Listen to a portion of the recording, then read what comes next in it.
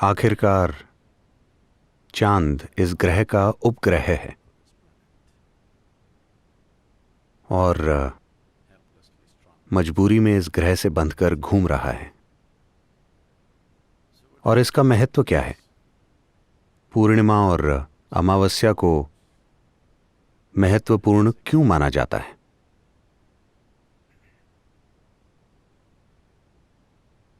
शायद आप में से कई लोगों को पता होगा कि मैं उम्मीद करता हूं कि आप इसे अपने अनुभव की वजह से नहीं जानते होंगे। आपको पता होगा कि अगर कोई मानसिक तौर पर अस्थिर है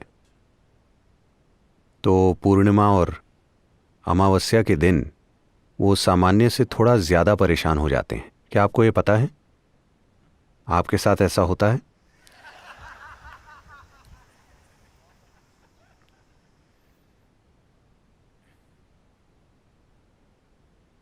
जी, आप बस मेरे साथ बैठिए, कैमरा की चिंता मत कीजिए। तो यह आपके साथ नहीं होता, पर कुछ लोगों के साथ ऐसा होता है। तो ऐसा नहीं है कि चांद पागल करता है, बस यही है कि जब यह कुछ स्थितियों में होता है तभी आप जैसे भी हैं उसे प्रबल बनाता है। अगर आप प्रेममय हो तो और ज्यादा प्रेममय हो जाएंगे। अगर आप खुश हैं तो और ज्यादा खुश हो जाएंगे। अगर आप आनंदित हैं तो आप काफी ज्यादा आनंदित हो जाएंगे। अगर आप थोड़े से पागल हैं तो आप काफी ज्यादा पागल हो जाएंगे। अगर आप ध्यानमय हैं तो आप काफी ज्यादा ध्यानमय हो जाएंगे। It just enhances everything that you are. ये बस आपकी हर चीज को बढ़ा देता है। तो हम इन दिनों को महत्वपूर्ण मानते हैं ताकि आप जागरूक होकर अपने अंदर सही तरह के गुण पैदा करें ताकि वो गुण बढ़ जाएं। आज पूर्णिमा है। इस दिन लोग सुबह उठकर एक खास तरीके से रहते हैं। आप अपने अंदर एक खास गुण पैदा करें ताकि शाम तक वो गुण बढ़ जाए। तो आप में जो भी गुण हैं आप उन्हें जागरूक होकर बना सकते हैं, बजाय इसके कि आप अपने अंदर अचेतन रूप से होने वाले विस्फोटों के शिकार हो जाएं। तो चांद खुद आपको पागल या ध्यानमय नहीं बनाता। ये बस आपके जो भी गुण हैं उन्हें बढ़ा देता है। आप जानते हैं कि सागर भी पागल हो जाता है।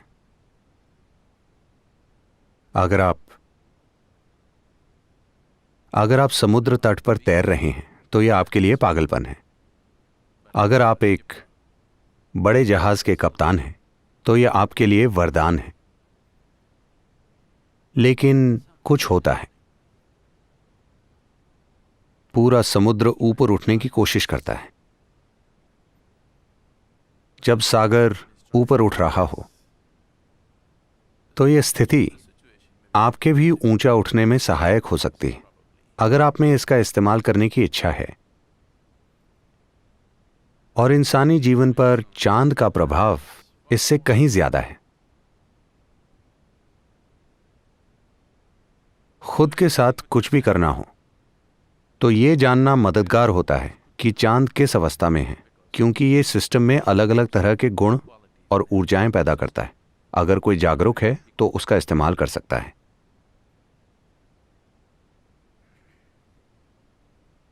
अंग्रेजी भाषा में चांद को लूनर कहते हैं।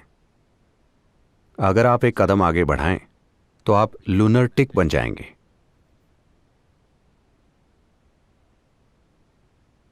तो आमतौर पर चांद का असर अतार्किक माना जाता है। किसी भी अतार्किक चीज को आमतौर पर पश्चिम में पागलपन कहा गया है या उन्माद। लेकिन यहां हमने हमेशा तर्क की सीमाएं देखी।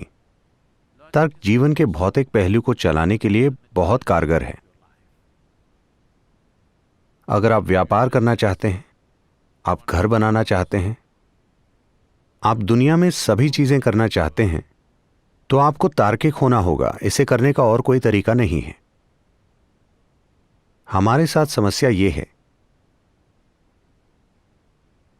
कि बाहरी काम करने के लिए हम ईश्वर को बुलाते हैं, भीतरी स्थिति को ठीक करने के लिए हम तर्क का सहारा लेते हैं। दोनों ही चीजें हमारे लिए काम नहीं करती।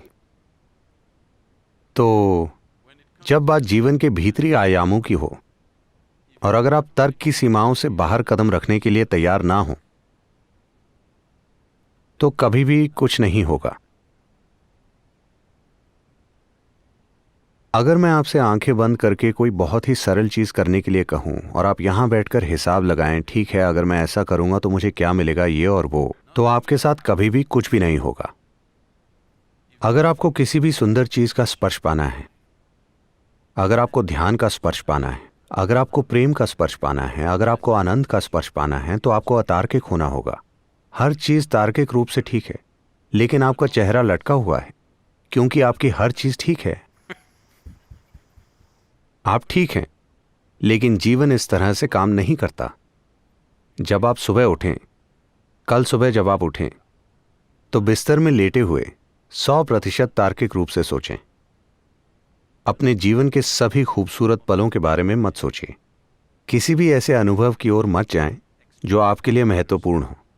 आकाश में उड़ने वाले पंछियों के बारे में मत सोचिए। सूर्योदय, बगीचे के फूल, आपके बच्चे का चेहरा या जीवन का कोई प्रेम से भरा पल, ऐसी किसी चीज के बारे में मत सोचिए, बस तार्किक रूप से सोचिए। अब आपको वाकई बिस्तर से उठना है। यह कोई छोटा काम नहीं है। क्या यह छोटा काम है? यह कोई छोटा काम नहीं है। और फिर आपको टॉयलेट जाना है, फिर आपको खाना है, भोजन करना है, भोजन, काम करना, भोजन और सो जाना। कल सुबह फिर से यही चीजें। अनुभव वाले पहलू को हटा दीजिए। अपने जीवन को 100% तार्किक रूप से देखकर सोचिए। आपको वही चीजें अगले 30, 40 या 50 सालों तक करनी है। और अगर आप योग करें तो जीवन और लंबा हो जाता है और आगे बढ़ जाता है। वही बकवास हर दिन हर दिन हर दिन। बस तार्किक रूप से सोचिए, क्या ऐसा करने का कोई फायदा है? क्या यह चीज करने लायक है? करने लायक है? नहीं। बहुत ज्यादा तर्क वाले पल आत्महत्या के पल होते हैं। और आप सभी इस तरह से आत्महत्या करते आ रहे हैं। लेकिन इन दिनों आप कोई भी चीज एक बार में नहीं करते। आप हर चीज टुकड़ों में करते हैं। आप आत्महत्या भी टुकड़ों में कर रहे हैं। मैं चाहता हूं कि आप मुड़कर देखें। अगर आपको याद ना आए तो आप घर जाकर अपनी पुरानी तस्वीरें देखें कि जब आप 5 या 6 साल के थे तो आपका चेहरा कैसा था। यह ऐसा था। और अब यह लंबा होता चला जा रहा है। तो अगर आपको तर्क से बाहर आना हो तो जब तक आप ये काम एक खास तरीके से ना करें तो ये नासमझी लगती है, क्योंकि फिलहाल समझ के बारे में आपके विचार सिर्फ तर्क से जुड़े हैं, है ना? लेकिन कृपया देखिए कि आपके जीवन के सबसे सुंदर पल आपके साथ तब हुए जब आपने अपने तर्क को थोड़ा सा दूर रख दिया था। हां, अपने प्रेम प्रसंग को तार्किक रूप से परख कर देखिए। आपको लगेगा कि यह सबसे बेवकूफी भरी चीज है जो आपने की है। वाकई, हां या ना? हो सकता है यह आपके जीवन की सबसे सुंदर चीज हो, लेकिन तार्किक रूप से इस पर विचार करके देखिए, यह सबसे बेवकूफी भरा काम है जो आप कर सकते हैं। लेकिन यह शायद आपके जीवन का सबसे सुंदर अनुभव बन गया हो। तो जीवन का तार्किक आयाम और आपके अस्तित्व के अनुभव से जुड़ी संभावना एक दूसरे से ठीक उल्टे हैं। तो योग में हम आपको 2 पहलुओं के रूप में देखते हैं, सूर्य और चांद। आपने प्रतीक देखा है, आपने शब्द सुना है हठ, हठ योग। ह मतलब सूर्य, ठ मतलब चांद। तो ये 2 आयाम हैं। इसके कई प्रतीक हैं। आपने देखा होगा कि शिव को आधे पुरुष और आधी नारी के रूप में दर्शाया जाता है। ये सभी चीजें इसी ओर संकेत करती हैं कि आप में एक तार्किक आयाम है और एक आयाम उससे परे है। अगर आप दोनों की खोज नहीं करते तो आप अधूरे इंसान होंगे। या फिर आप आधे जीवन होंगे। तो जब हम आध्यात्मिक प्रक्रिया या योग वगैरह की बात करते हैं तो हम यही देख रहे होते हैं कि संपूर्ण जीवन प्रक्रिया कैसे बने, ना कि आधी जीवन प्रक्रिया। बस शरीर जीवित है इतना काफी नहीं है, आप में हर चीज प्रज्वलित होनी चाहिए। तभी आप देखेंगे कि चाहे कुछ हो रहा हो या ना हो रहा हो, यहां रहना सार्थक है। अगर आप यहां बैठें तो यहां बैठना सार्थक है। अगर आप अपनी आंखें खोलें तो यह सार्थक है, अगर आप अपनी आंखें बंद करें तब भी यह सार्थक है। वरना जो भी हो, यहां होना सार्थक नहीं है, बस इसीलिए क्योंकि आपका सिर्फ एक हिस्सा जीवित है, बाकी का हिस्सा अभी जीवित होना बाकी है।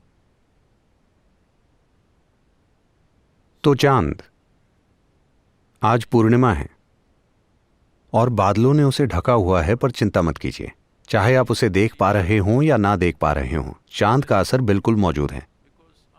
जैसे अमावस्या के दिन चांद का असर पूर्णिमा से कहीं ज्यादा होता है। तो मुद्दा ये नहीं है कि आप किसी चीज का बोध पाते हैं या नहीं पाते, असर तो हर हाल में होता है। आप में एक तार्किक पहलू है जो भौतिक दुनिया को अच्छे से संभालने में आपकी मदद करता है, और तर्क से परे एक आयाम है जिसके बिना भीतरी आयामों तक कभी नहीं पहुंचा जा सकता।